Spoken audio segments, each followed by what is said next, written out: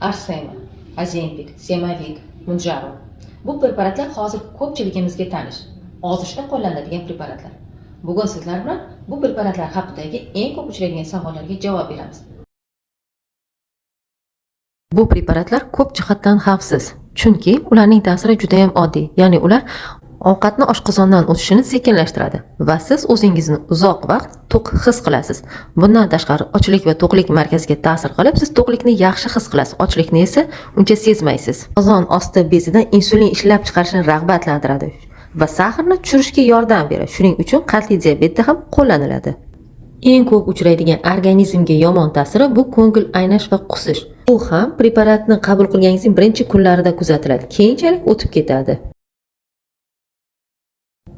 To'g'ri ovqatlanishga rioya qilgan ma'qul, chunki birinchidan bu preparatlarning effekti oshadi.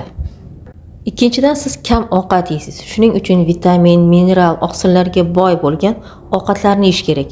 Bu moddalarning yetishmovchiligi kelib chiqmasligi uchun. Eng oxirgisi va asosiysi, siz bu moddalarni qabul qilayotganingizda ishtahangiz past bo'ladi. Lekin bu dorilarni to'xtatganingizdan keyin, ozi bo'lganingizdan keyin to'g'ri ovqatlanishga rioya qilmasangiz, yana vazn qo'shib olishingiz mumkin. Bu holatlar esa juda ko'p kuzatiladi. Shuning uchun birinchi to'g'ri ovqatlanishni boshlash kerak. Keyin esa bu dorilarni qabul qilish kerak. Saqlab qo'ying va obuna bo'ling. Bundan boshqa savol va holatlarni keyingi videolarimizda tahlil qilamiz.